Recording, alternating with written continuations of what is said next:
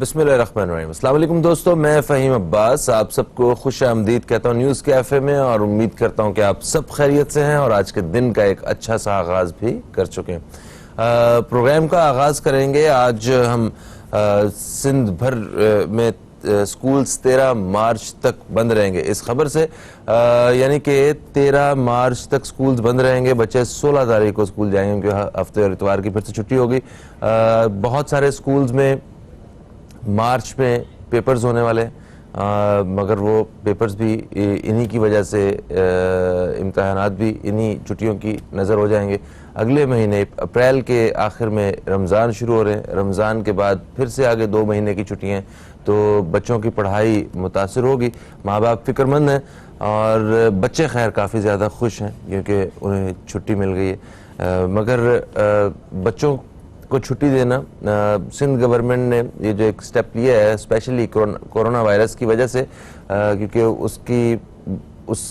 उससे बचाव के लिए बच्चों को छुट्टियां देने का इरादा किया गया है। उसकी वजह सिर्फ और सिर्फ ये है कि ये जो एक मर्ज़ है जिसकी वजह से पूरी दुनिया इस वक्त परेशान है, ये डायरेक्टली जो असर करता है वो बच्चों पे, बूढ़ों पे और बीमारों पे ज़्यादा जल्दी असर करता है। तो इस वजह से बच्चों की छुट्टियों का ये इरादा किया गया। खैर, ये और भी मुख्तलिफ ममालिक में इस तरह के स्टेप्स लिए गए, इस तरह के एक्शंस लिए गए।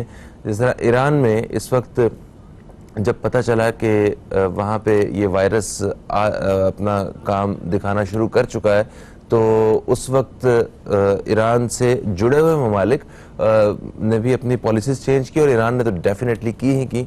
तो एक साहब की मैं वीडियो सुन रहा था, उन्होंने ईरान से वीडियो एक बनाई। उन्होंने कहा कि ईरान में जब ये कुछ पेशेंट्स सामने आए हैं तो उसके बाद ईरान जो नेशन है उनका जो बिहेवियर था वो थोड़ा सा मुख्तलिफ था। उन्होंने सड़कों पे फ़ौरन निकल के मास्क मुफ्त में तकसीम करना शुरू किए।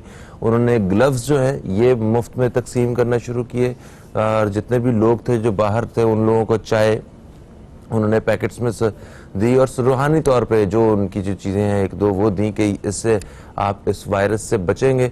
और इसके साथ साथ कुछ अद्वियात भी उन लोगों में मुफ्त तकसीम की कि इनसे हम अपने आप को जो है वो जरासीम से पाक रख सकते हैं और महफूज रख सकते हैं। तो ये मतलब उन लोगों का कहना यह है कि हमारे मुसलमान बहन भाइयों पे मुश्किल आन पड़ी है, और इस मुश्किल में हम उनका साथ नहीं छोड़ सकते। हम सब एक दूसरे की मदद करेंगे। और इसके बरक्स हमारे यहाँ मामला आपको अच्छी तरह पता है कि वो जो 180 रुपये का मास्क का डिब्बा था वो 1700 रुपये का बिकता रहा। ऐसी खबरें हम सुन रहे हैं काफ़ी दिनों से। इसके साथ साथ जो जितने भी ज़ायरीन थे वो पाकिस्तान आने के लिए मतलब आने के लिए बिल्कुल तैयार थे, और इस वक्त जो है वो पाकिस्तान नहीं आ पा रहे हैं। ज़ैदान के बॉर्डर पे वो लोग वहाँ पे मौजूद हैं, और वहाँ पे कहा जा रहा है कि वहाँ पे अभी तक कोई कोरोना वायरस जो है उसका कोई पेशेंट सामने आया भी नहीं है। और ईरान के लोग जो उनके साथ कांटेक्ट कर रहे हैं वो ये कर रहे हैं, उन्हें कह रहे हैं कि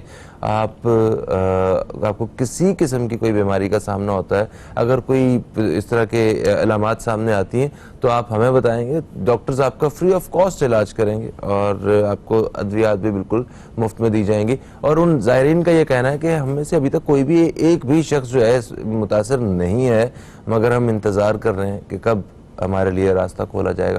खैर, ये वो मामलात है, मैंने कहा ये प्रोग्राम में शेयर करने चाहिए।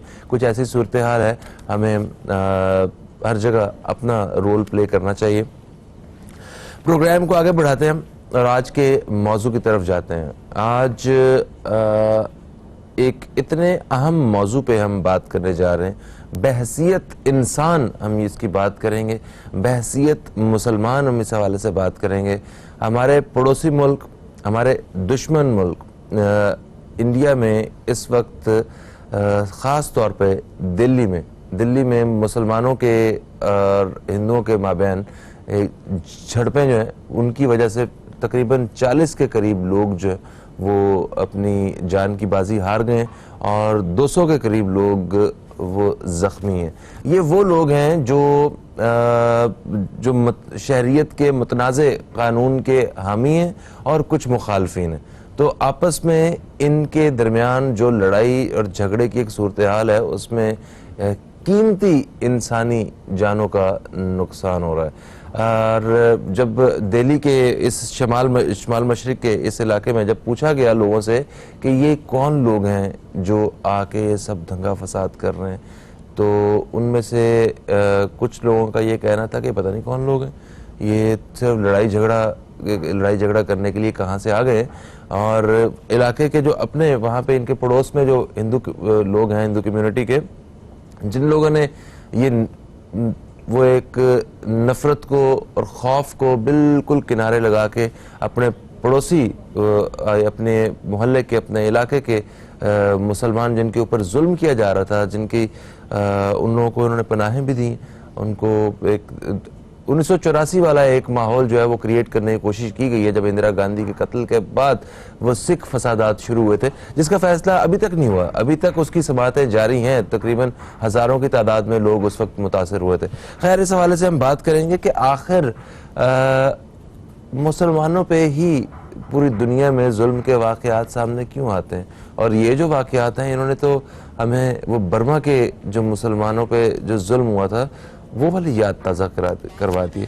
हमारे मेरे साथ स्टूडियो में मौजूद हैं इस वक्त मेजर रिटायर्ड अनवर खुर्शीद साहब। आपको हम खुश आमदीद कहते हैं सर।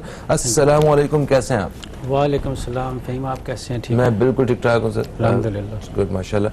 मेरे साथ दूसरे मेहमान मेजर रिटायर्ड फवाद सिद्दीकी साहब, हम आपको भी खुश आमदीद कहते हैं सर। अस्सलाम वालेकुम जी। Thank you very much. कैसे हैं भाई सर? बहुत शुक्रिया, थैंक यू फ़हीम साहब।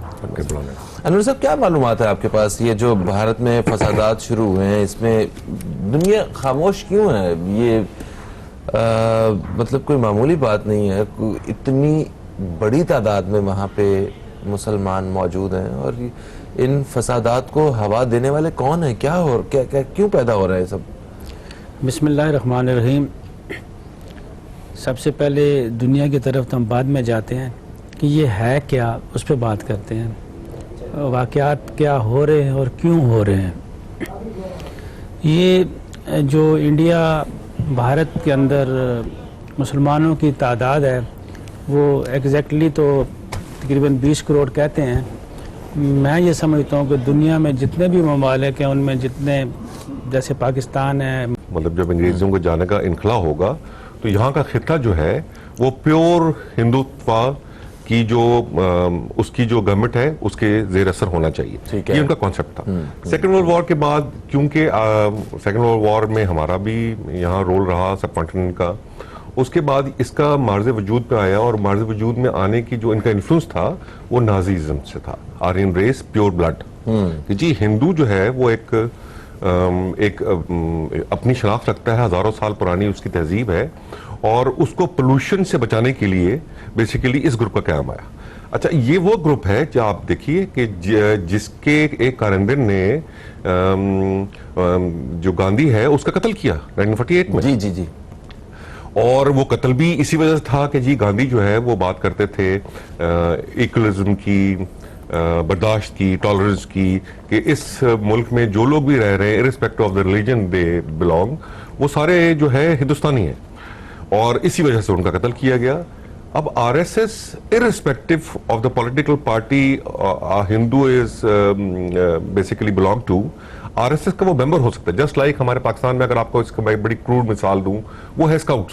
अब स्काउट में अगर आप कोई स्काउट का ट्रेनिंग है या उस पे उसका हल्फ लेते हैं, तो आप किसी भी पॉलिटिकल पार्टी से ताल्लुक रख सकते हैं, उसका उससे स्काउट होने से कोई ताल्लुक नहीं है। एग्जैक्टली अगर आप यही चीज आरएसएस का इस्तेमाल करें, चाहे वो बीजेपी हो, कांग्रेस हो, चाहे फॉर दैट मैटर कोई भी पार्टी हो, उसके मेंबर जो है वो आरएसएस में हो सकते हैं। बीजेपी, जिस तरह मेरे साहब ने बात की, बीजेपी का मार्ज़े वजूद ही आरएसएस की बेस पे बना कि जी बाकी जो कांग्रेस पार्टीज हैं या दूसरी पार्टी हैं, जिस तरह अभी आप देखें दिल्ली में एक आम आदमी पार्टी जो है, जिसका चीफ मिनिस्टर जो है उनका है, उनका जो मैंडेट है वो टोटली डिफरेंट है फ्रॉम बीजेपी। बीजेपी उसी आइडियोलॉजी पे चल रहे हैं कि जी हिंदुस्तान हिंदुओं के लिए है, और इसके अंदर जो भी रहेंगे वो हिंदू के अतात में रहेंगे, इर्रिस्पेक्टिव चाहे वो मुसलमान है, चाहे वो ईसाई हैं, चाहे सिख हैं, चाहे और कोई कम्युनिटी भी है। देखिए बीजेपी इसी एजेंडे को आगे परसू कर रही है। ये एजेंडा जो है वो कर रहा है। देखिए उसका उन्होंने फायदा क्या उठाया, ये जो बिल आया सीए सिटीजन एक्ट वाला कि जी अब जो है आप वो करें, इसकी पीछे एक बैकग्राउंड है। और बैकग्राउंड क्या है जिसका जो इंडियंस हैं वो बड़ा सहारा लेते हैं, वो है नेहरू लियाकत अली खान साहब पैक्ट 1950 जो दिल्ली में हुआ। अब ये दिल्ली में जो पैक्ट हुआ क्या असल में, देखिए जब 1947 में इंडिपेंडेंस पाकिस्तान को और इंडिया ने ली तो माइग्रेशन, बहुत मास माइग्रेशन हुई। सही है। और उस मास माइग्रेशन में जो इंडियंस मुसलमान थे वो बहुत तादाद में पाकिस्तान आए। With the passage of time कहीं 48 या 49 में जो लोग पाकिस्तान आए थे, चाहे वो हिंदू थे, मुसलमान थे, मेजॉरिटी मुसलमान थे, उन्होंने वापसी की तरह नहीं 48 में। अब जो सेकंड माइग्रेशन हुई ये हुई 1948 और 49 के दरमियान from Pakistan to India. Okay. अच्छा, अब ये जो माइग्रेशन थी इसमें एक बहुत बड़ी प्रॉब्लम अराइज हुई। प्रॉब्लम ये अराइज हुई कि वो मुसलमान जो कि 1947 में इंडिया से पाकिस्तान हिजरत कर गए आए थे, उनकी इमलाक को अलॉट कर दिया गया लोकल हिंदूज और सिख्स को अलॉट कर दिया गया। ठीक है, जो वहां पे उनकी प्रॉपर्टी थी वो वहां के लोगों को अलॉट कर दिया गया, जो कि और वहां से यहाँ से भी जो हिंदू 1947 में गए थे उनको भी अलॉट किया गया। और वैसे में आखिर उसूल ये था कि अगर आप अपना सारी जायदाद वगैरह कुछ छोड़ के जा रहे हैं तो जो वहां से छोड़ के आए हैं अपनी उनको मिलेगी, और जो यहाँ जो छोड़ के जा रहे हैं इनकी जगह उनको मिलेगी। एग्जैक्टली यही हुआ, पाकिस्तान में भी यही हुआ। यहाँ से जो हिंदू गए उनको वो मुसलमानों की इमलाक जो है अलॉट कर दी गई। सही है।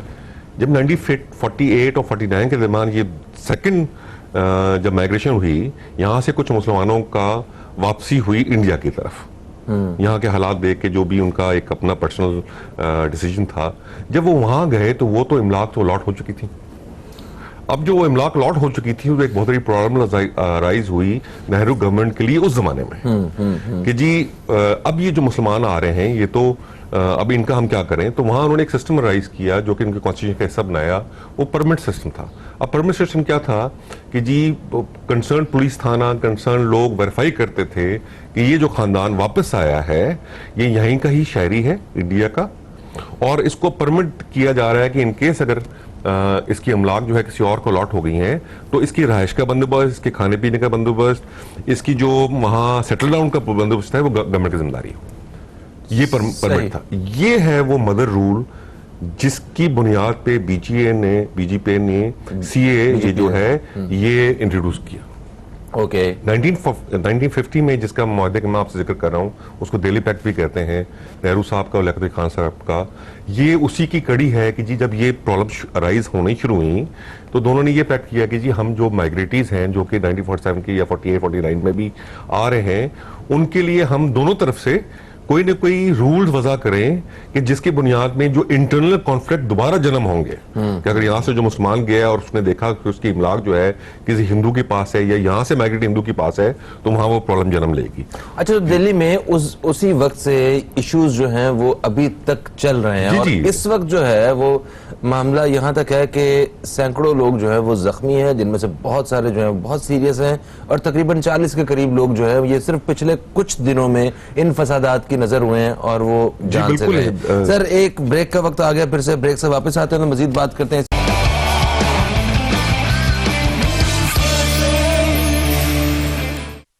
जी फवाद साहब, तो आप बता रहे थे। जी देखिए, यहाँ अब ये जो गवर्नमेंट है ये उसी हिंदुत्व जो इनकी आइडियोलॉजी है उस पर अमल पैरा है और बहुत फोर्सफुली अमल पैरा है, और इसी वजह से इनका टारगेट जो है ना कि और माइनॉरिटी जिसमें वहाँ सिख भी हैं, मोस्ट प्रॉब्ली क्रिश्चियन भी हैं, उनको इतना टारगेट नहीं किया जा रहा जितना मुसलमानों को किया जा रहा है।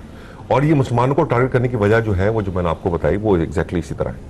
लेकिन देखिए, आज मैं बहैसियत पाकिस्तानी मेरे लिए बाई से इत्मीनान है, और एक बाई से आप अगर कह लें इस साइड पे हम ब्लेसिंग डिस्गाइज कह लें तो आज BJP government two nation theory को इंड्रोस कर रही है कि जो कि 1947 में जिसकी वजह से पाकिस्तान माजरे वजूद में आया। इसके साथ साथ देखें, एक और भी मैं बात करूं बात साहब कि मैं आपके चैनल की तरफ से ये बात जरूर करना चाहता हूं कि वहां के जो प्रॉब्लम्स हैं वो पाकिस्तान में, देखिए जो हमारे हिंदू भाई हैं, जो हमारे सिख भाई हैं, ये पाकिस्तानी है और काइंडली इनको पाकिस्तानी ही ट्रीट किया जाए। वहां का जो फॉल आउट है वो कम अकल लोग जो जिनका ज़ईफुल इत्तेकाद लोग हैं वो इसको यहाँ आके ये चीज हमारे माइनॉरिटी के साथ ना शुरू कर दी जाए, इस पर भी नजर रखनी पड़ेगी। जी हाँ, और वो वज़ीर-ए-आज़म पाकिस्तान का इसी हवाले से कुछ दिन पहले उनकी स्टेटमेंट भी आई है कि जो हमारे अक़लियती बहन भाई हैं उनके किसी भी मजहब से ताल्लुक़ है,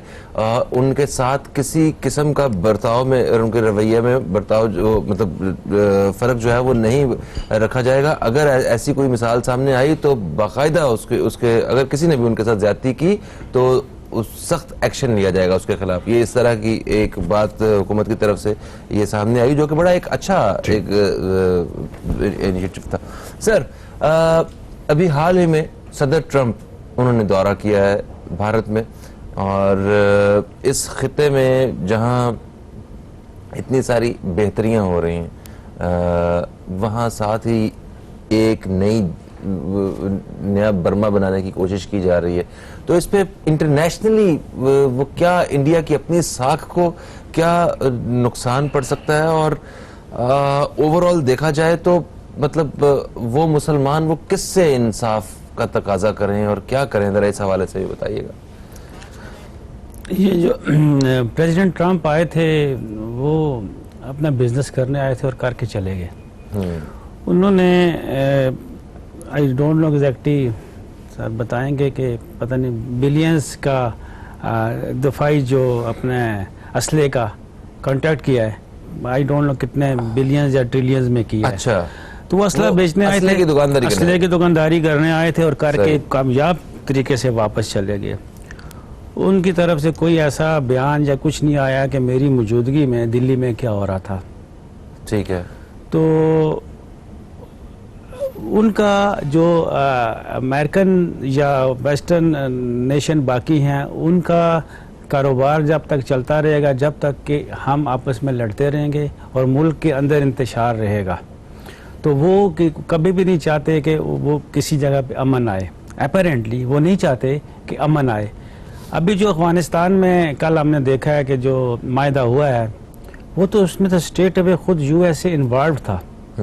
वो यूएसए इन्वॉल्व था, उसको प्रॉब्लम्स थी, तो इसलिए वहाँ पे ये वो सामने आए। उसमें मार पड़ रही थी यूएस को वहाँ पे। जी, मार पड़ी, बहुत ज़्यादा मार पड़ी थी, और जिसकी वजह से वो बीच में आए क्या खुद ही थे, और उन्होंने ये मायदा तालिबान के साथ उनका हुआ। यहाँ पे अमेरिका को क्या है, पाकिस्तान में जो कुछ होए, इंडिया में जो कुछ होए, आपस में ये लड़ें, उनके अंदर इंतशार रहे, उसमें अमेरिका को तभी कुछ मिलेगा जबकि पाकिस्तान को या इंडिया को असले की ज़रूरत पड़ेगी और उससे ख़रीदेंगे। तो इस पे उनका कोई स्टैंस, कोई किसी किस्म का एक्शन मुतवक्का नहीं है। दूसरी बात यह है कि अगर वर्ल्ड को देखा जाए तो उसमें ये चंद एक लीडर हैं, चंद एक कंट्रीज हैं कि जो कुछ कर सकती हैं। अगर ये मिल के बैठें तो कुछ कर सकते हैं। ये कौन कौन अमेरिका, मैं बताता हूँ, अमेरिका को एक किसी जगह पे भी कोई भी ईसाई किसी के साथ, एक ईसाई के साथ कहीं पे ज्यादती होती है पूरी दुनिया में, तो एक ईसाई की खातिर वो कितना बड़ा एक्शन ले लेते हैं। मगर मुसलमान इधर हज़ारों लाखों की तादाद में मुसलमानों के साथ हो रहा है, वहाँ से कोई किसी किस्म का बड़ा मज़ेदार किस्म का बयान भी नहीं आता।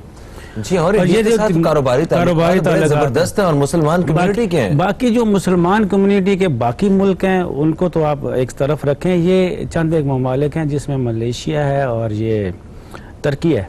अच्छा, तो इनका कुछ थोड़ा बहुत हो, अगर ये मिल के बैठे, तुर्की हो गया, ये हो गया, बांग्लादेश भी, बांग्लादेश को इन्होंने इंश्योरेंस दिलवाई है, शायद मैं सही कह रहा हूँ कि इंडिया ने, कि आपके जो बंगाली यहाँ आए उनके साथ कुछ नहीं होगा, हम उनके साथ नहीं कुछ। इसकी वजह से वो वहाँ से भी खामोशी होगी, उनके लिए इंसानियत का तराजू भी खत्म हो गया और मजहब का भी खत्म हो गया, सिर्फ बंगाली। और ये कहने को इंडियन गवर्नमेंट ने यह है कि ये चंद हजार लोग हैं जो कि इलीगल आए हुए हैं, उनके खिलाफ ये हमसारा कोई शरीयत का बिल आया हुआ है, और उन चंद लोगों की वजह से पूरी कंट्री में आई डोंट नो एग्जैक्टली कि 30 से ज़्यादा रियासतों में ये फसादात चल रहे हैं।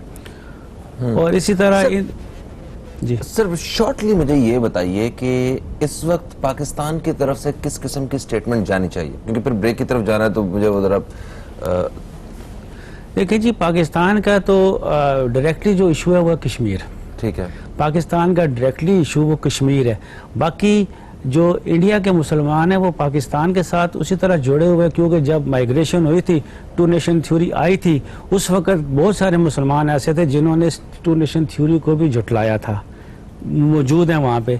और हिंदुओं ने स्पेशली ये टू नेशन थ्योरी ने कहा ये क्या बात हुई, सीधा से ये हिंदू रियासत बनेगी और सारे इसके अंदर रहेंगे, मुसलमान भी रहेंगे।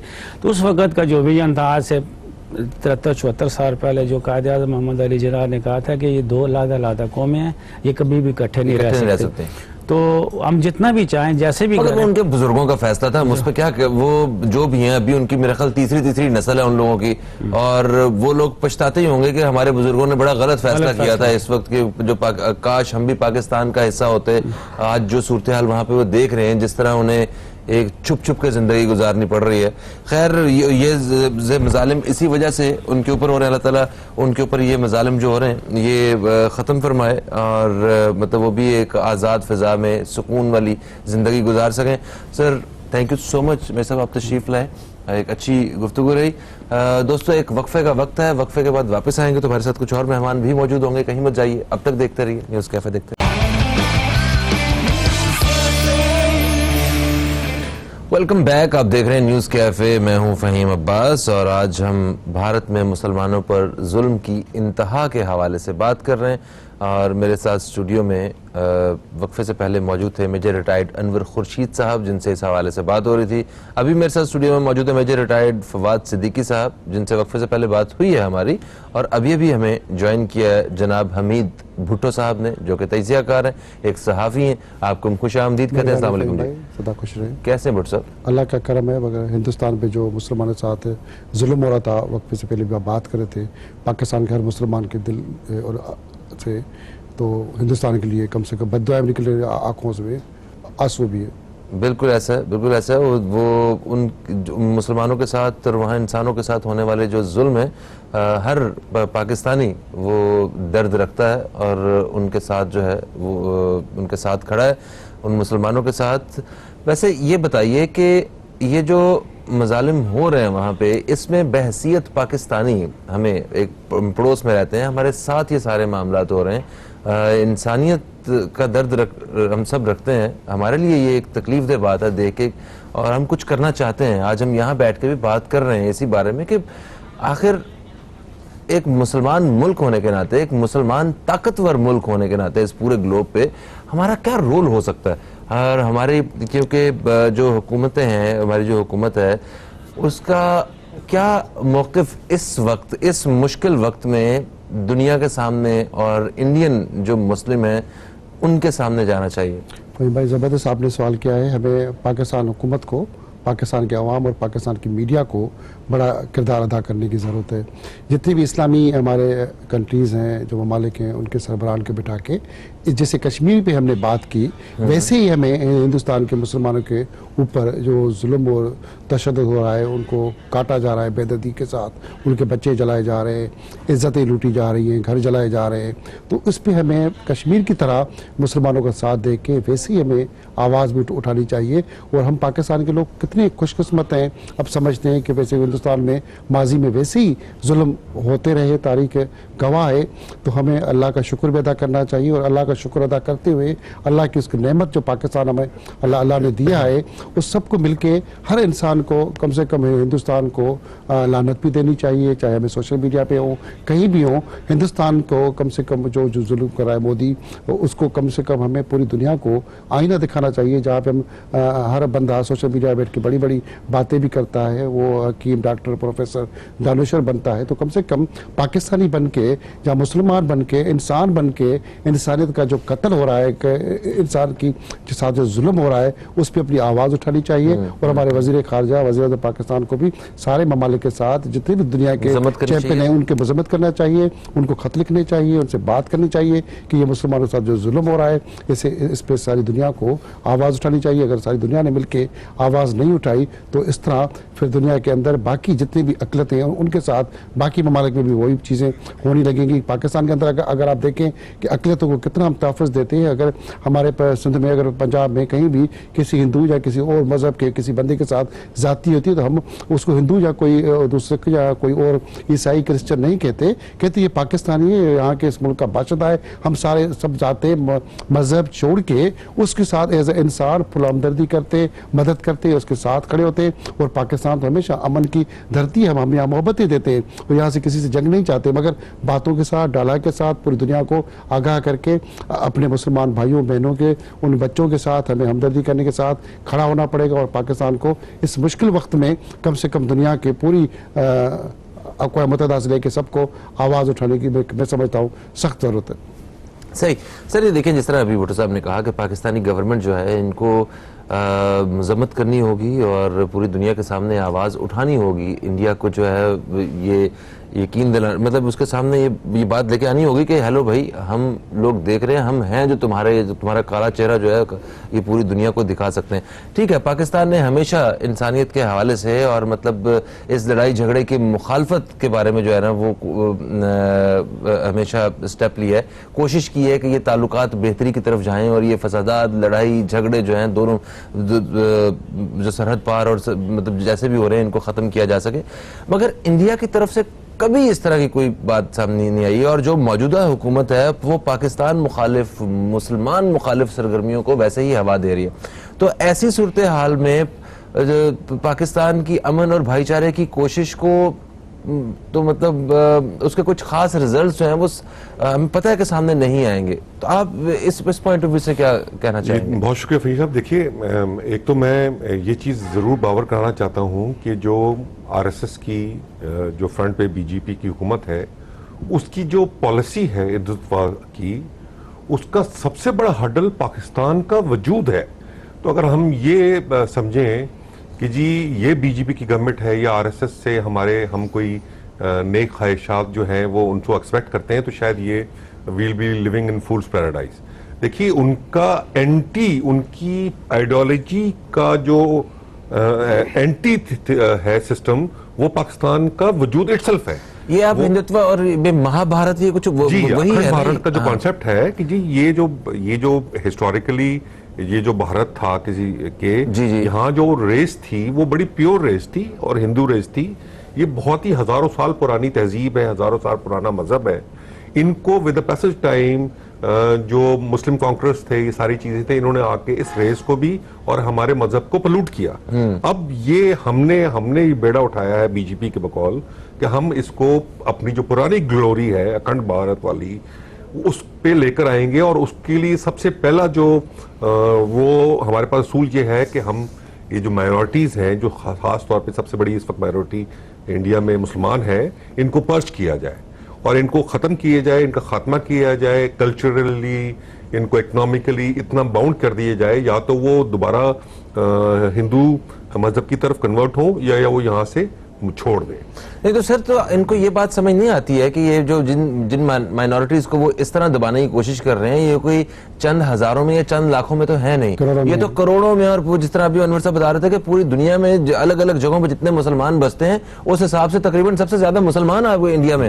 तो आप उनको कैसे दबा सकते हैं? और जब आपकी मतलब यही माइंडसेट की वजह से आज वो जो इनका जो भारत था वो तकसीम हो चुका है और ये आगे भी कई जिनाह पैदा होंगे इसी तरह, कई आगे मतलब वो तकसीमें होंगी और ये तो इनके लिए बिल्कुल मसाइल पैदा हो रहे हैं। लेकिन देखिए, अगर हिस्टोरिकली आप 70 सालों में वहां मुसलमानों की हालात में नजर दौड़ाई है, तो मैं समझता हूं कि इन 70 सालों में जो इंडिया में मुसलमान आबाद हैं उनको वो इस नहज पे ले आए हैं कि वो शायद अपनी बेसिक जो राइट्स हैं उसके लिए भी आवाज नहीं उठा सकते। आज आप देख लीजिए जो पिछले दिनों दिल्ली में हुआ या उससे पहले इस सीए के जो एक्ट आया था कॉन्स्टिट्यूशन का, सिटीजन एक्ट का, उसके खिलाफ जो मुजाहरे हुए तमिलनाडु, आसाम है या उत्तर प्रदेश है, उसमें अल्टीमेटली हुआ क्या? अल्टीमेटली फोर्स के जरिए मुसलमानों की आवाज दबा दी गई, एक चीज। दूसरी चीज, जो इस वक्त मेन स्ट्रीम में मुसलमान है, चाहे वो मीडिया इंडस्ट्री से ताल्लुक रखते हैं, चाहे वो आपकी सिनेमा इंडस्ट्री से ताल्लुक रखते हैं, या for that matter political parties के लोग हैं, उनकी भी आवाज वहां से नहीं आ रही। अगर आप देखें वहां से जो आवाज उठ रही है इसके खिलाफ, वो मैक्सिमम वहां की हिंदू सोसाइटी है जो आवाज उठा रही है। तो अगर आप ये समझें कि 70 सालों में जो मुसलमानों के साथ वहां हुआ है और जो उनको इतना दबा दिया गया है, वो आज उठ खड़े होंगे, तो शायद ये हम बात कब्जुल वक्त करें। लेकिन इसके बावजूद देखिए, मैं आपसे जो बात करना चाह रहा था कि एक वक्त आ गया है कि अब जो दुनिया है वो उसका नोटिस ले। और मैं समझता हूं कि जो रिसेंट ट्रंप का विजिट हुआ, उसकी जो तकरीर हुई दिल्ली में, उसके असर ये जो पाकिस्तान की डिप्लोमेसी है और जो डिप्लोमेसी जो पूरी दुनिया में उसने की, उसका असर उसकी तकरीर में नजर आया। क्योंकि डोनाल्ड ट्रंप ने वहां पाकिस्तान के बारे में बहुत ही अच्छे अल्फाज का इस्तेमाल किया। और जो मोदी गवर्नमेंट ये चाह रही थी कि ये इस तकरीर में शायद डोनाल्ड ट्रंप जो है वो पाकिस्तान को एक टेररिज्म की इंग्रेस की सूरत में या सिलसिले में वो बावर कराएगा, वो शायद नहीं हो सका।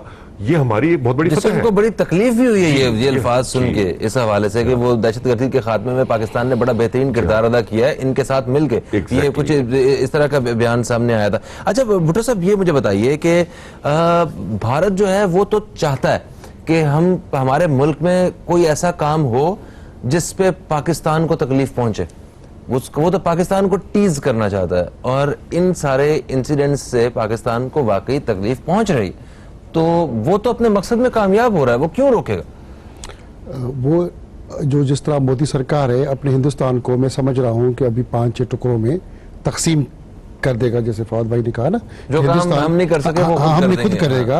और वो मैं समझता हूँ आने वाले वक्त में वो चाहे 10 साल 20 साल 50 साल हिंदुस्तान 5 टुकड़ों में तकसीम हो जाएगा और ये 5-6 मुल्क अलग बन जाएंगे। क्योंकि जिस तरह लोगों में अब वहाँ पे शऊर आया है, सोशल मीडिया से लेके लोग उनके खिलाफ हो गए, वो चाहे सिख हो, मुस्लिम हो, क्रिश्चियन हो, पूरी अकलियतें जो भी हैं उनके साथ, वो सब उनके साथ बागी होते जा रहे हैं, वो अलग मुल्क की अब बात कर रहे हैं। तो मैं समझता हूँ आने वाले वक्त में सिखों का, मुसलमानों का, क्रिश्चियन का, ये अलग अलग अपने मुल्क ले लेंगे, हिंदुस्तान तकसीम हो जाएगा। वो खुद मोदी की पॉलिसी की वजह से, अगर मोदी ने नाक के होश नहीं दिए, होश नहीं संभाला, तो वो उसको तबाह करता जा रहा है खुद। हमें अभी उसको मिसाइल से मारने से, बम से, बंदूक से हिंदुस्तान को मारने की आगे जाके नहीं करनी पड़ेगी। अब वो खुद अपनी जिस शाख पे बैठा है उस शाख को खुद काट रहा है। तो ये जुल्म देखिए, मोदी के फैसलों से, मोदी की वजह से जो हिंदू कम्युनिटी के बहुत बड़ी तादाद में लोग हैं जो शर्मिंदा हैं, ठीक है, वो दूसरी अकलियतों के सामने सब जो बात सच है, मगर उन शर्मिंदा हिंदुओं से हमें नुकसान नहीं है और उनसे कोई खास फायदा भी नहीं है। नुकसान तो हमें उनसे हो रहा है जो उसकी इस बेवकूफ़ी और जाहिलाना फैसलों पे हमायत कर रहे हैं मोदी की। अब नुकसान तो असल में उनकी वजह से हो रहा है। उन लोगों को कैसे कंट्रोल किया जाए? क्या भारत खुद उन लोगों को कंट्रोल कर पाएगा? क्या रियासत भारत जो है एक मुल्क, क्या वो अपने मुल्क के इस तरह के सारे मामलात और जो जितनी जालिमाना जो कार्रवाइयाँ हो रही हैं, क्या इनको रोक पाएगा? इस हवाले से हम बात करेंगे। एक छोटा सा वक्फा है दोस्तों, कहीं मत जाइए। वेलकम बैक, आप देख रहे हैं न्यूज़ कैफे। मैं हूं फ़हीम अब्बास और आज हम स्टूडियो में बात कर रहे हैं कि भारत में मुसलमानों पर जुल्म की इंतहा, इस हवाले से बातचीत हो रही है। मेरे साथ स्टूडियो में मौजूद है मेजर रिटायर्ड फवाद सिद्दीकी साहब और हमीद भुट्टो साहब। अच्छा हमीद भुट्टो साहब, वक्फे से पहले हमें जब एक लिंक दिया था हमने जिस पे बात करनी है अभी, कि क्या भारत इन हालात को संभाल पाएगा? मैं नहीं समझता कि भारत अब संभाल पाएगा, क्योंकि लोगों में भारत के साथ नफरतें बढ़ रही और यहाँ तक हुआ है कि जो हिंदू कम्युनिटी है, जो अच्छे लोग आप जिक्र कर रहे थे, वो क्रिश्चियन बनते जा रहे हैं। हज़ारों लोग क्रिश्चियन बन के मज़हब तब्दील करके, हिंदू मज़हब तब्दील करके हिंदुस्तान से बाहर जा रहे हैं।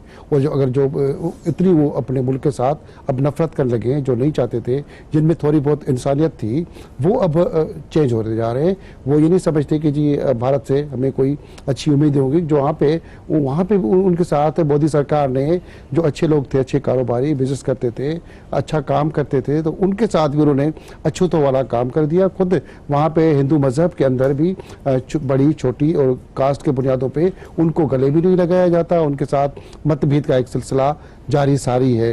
तो इनकी पॉलिसी, वो जैसे मेजर साहब ने नहीं कहा कि वो पुराने जो अखंड भारत उस तरह की चाहते हैं, तो वैसे अब वो नहीं चाहिए। दुनिया तब्दील हो चुकी है, अब उस तरह नहीं होगा। जब हिंद और सिंध था तो जाहिर बात है, अगर बात की जाए तो सिंध तो फिर हज़ारों सालों की तारीख पे तिब्बत तक हमारी जाके कश्मीर वो पूरा सिंध का हिस्सा था।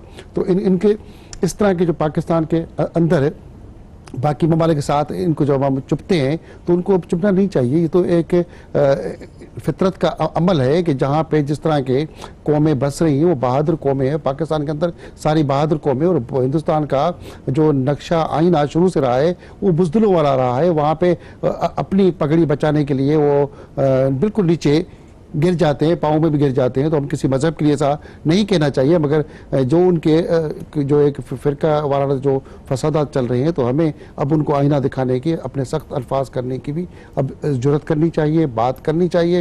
हिंदुस्तान को अपना रवैया तब्दील में नहीं समझ रहा कि जल्दी कोई करेगा, वो सिर्फ हट दर्मी अपना दिखाता जाएगा। उसने कश्मीर के अंदर भी मुदाखलत कर दी, अपने मुल्क के अंदर भी मुदाखलत कर दी, और सारी दुनिया से लड़ाई लड़ने वाली जैसे वो बात कराए कि हम पूरी दुनिया को फतेह कर देंगे। मैं नहीं समझता ऐसा होगा, क्योंकि वो समझ रहा था कि अमेरिका और बाकी ममालिक हमें सपोर्ट करेंगे। जैसे अभी ट्रंप ने मेरे सामने कहा कि उनको सपोर्ट करने के बजाय उनको एक लॉलीपॉप तो दिया गया है, मगर उस तरह की कोई दुनिया उनको सपोर्ट नहीं करेगी। उनका जो ख्वाब था वो पूरा नहीं होगा। हमें सिर्फ आपस में मुत्तहद होकर पूरे पाकिस्तान के अंदर, चाहे जितनी भी हमारे यहाँ कौमें, मजहब, ज़ातें बसती हैं, हमें पाकिस्तानी बन के उस सबको मिल के, एक दूसरे को साथ मिल के, जहाँ भी दुनिया के अंदर मुसलमानों के साथ जुल्म हो रहा है, बर्बरत हो रही है, उनके साथ हमें खड़े होकर एक आवाज़ बन के मुसलमान बनने की ज़रूरत है। और पूरे आलम इस्लाम के अंदर हमें मुश्तरका अपने इख्तलाफात ख़त्म करके अपने मुसलमानों भाइयों की बहनों की हमें मदद करनी चाहिए, जो हम नहीं कर रहे। हमें उस पर कम से कम गौर विचार और सोचने की भी सख्त ज़रूरत है। क्यों नहीं? जी हाँ, वो मुसलमान भाइयों का रवैया जो है वो अभी ये हाल ही में वो कोरोना वायरस के हवाले से सामने आ गया है कि हम कितने एक दूसरे के साथ जो हैं वो खड़े हैं, किस तरह खड़े हैं।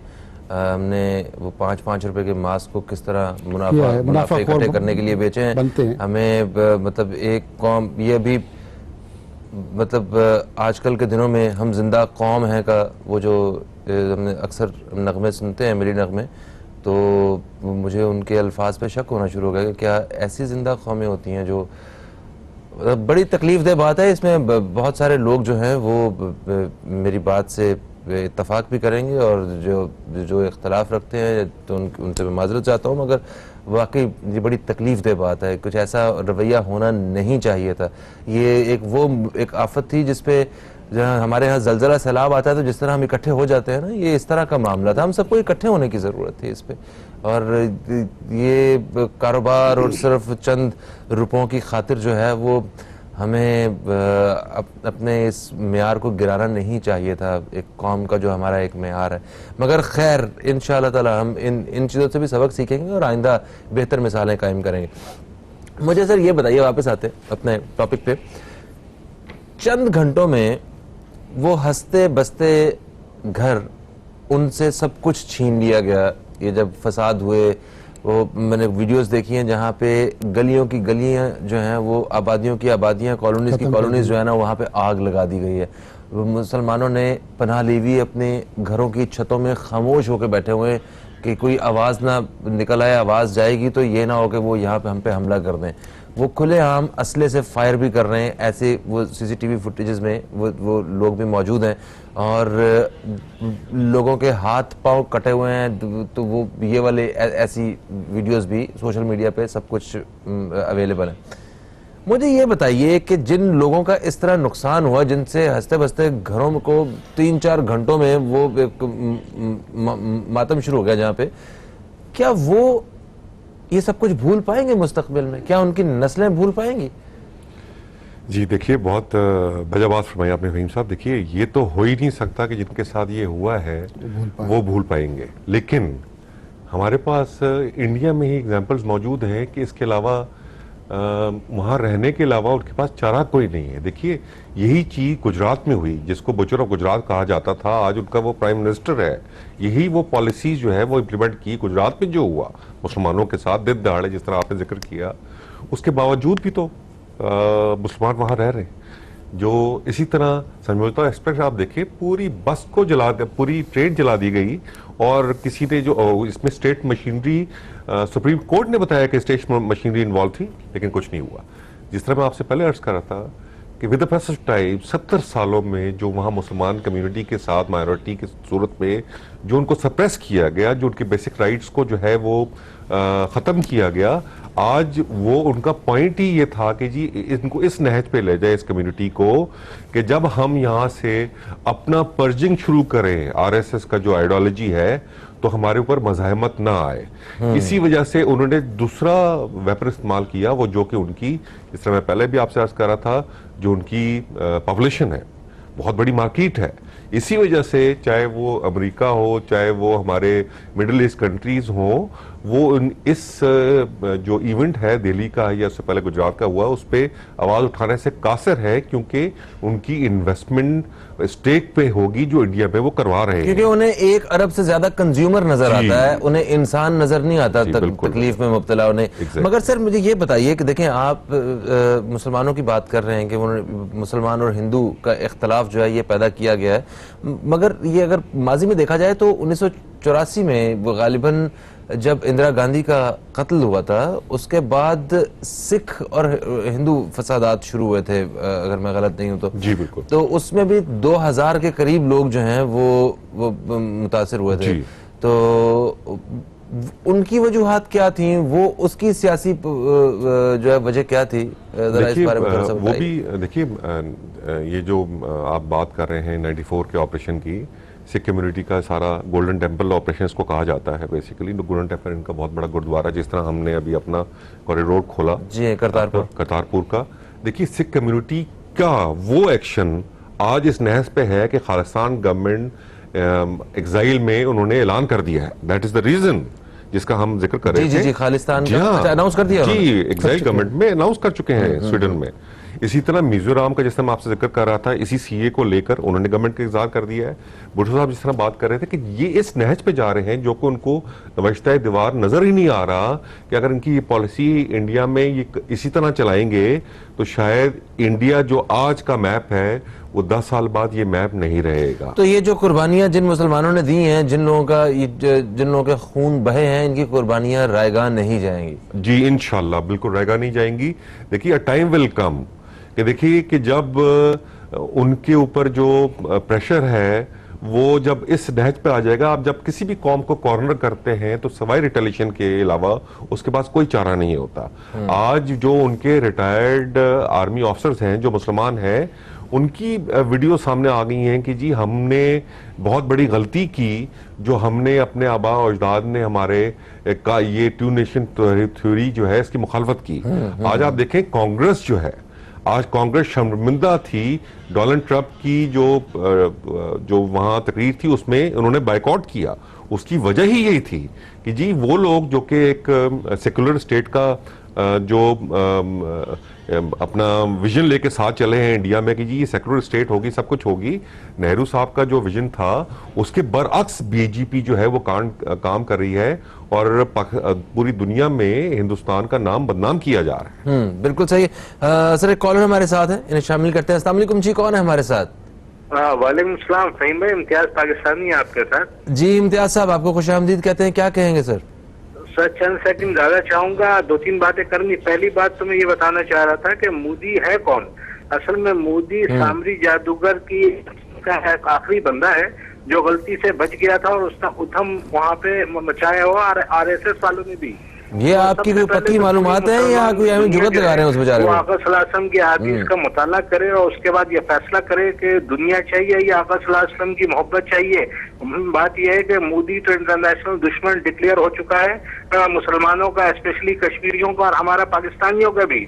और वो बड़े फख्र से कहता है कि हम 15 मिनट के अंदर नौजुबिल्ला माज़िल्ला पाकिस्तान को निज़्ब नाबूद कर देंगे। तो मेरे हिसाब से तो 5 सेकंड की मार भी मोदी बर्दाश्त नहीं कर सकता। इस उम्र में इसको ऐसी बातें नहीं करनी चाहिए। और रहेगी उलमा हजरात की बात, तो सबसे पहले इंडिया के उलमा हजरात को जिहाद को फर्ज करार देने का फतवा और मुताले के बाद फैसला देना चाहिए, क्योंकि जिस तरीके से मुसलमानों को वहां पे मारा जा रहा है कि आप वो फैमिली के साथ और बैठ के देख नहीं सकते, और उनसे नारा भी लगवाया जा रहा है, कोई उनके राम है शंकर है उनका नारा लगाओ, अदरवाइज वो मार देते हैं।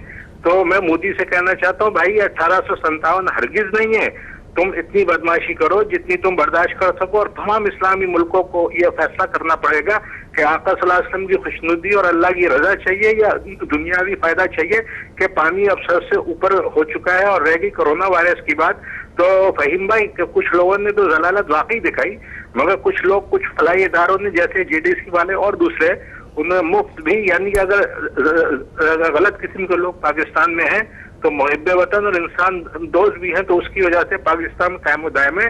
और अल्लाह की रहमतें हों उन लोगों पे जिन लोगों ने ये काम किया, और जिन लोगों ने मास्क को गायब किया उनके खिलाफ 302 का पर्चा काटें और पाकिस्तानी शहरियत उनकी मनसूख की जाए, क्योंकि ये मामला बड़ा नाजुक है। और हुकूमत को भी चाहिए कि कोई मुसीबत आने से पहले इकदाम किया करे, अभी भी किया, अच्छा किया, और सब तरीके से करे।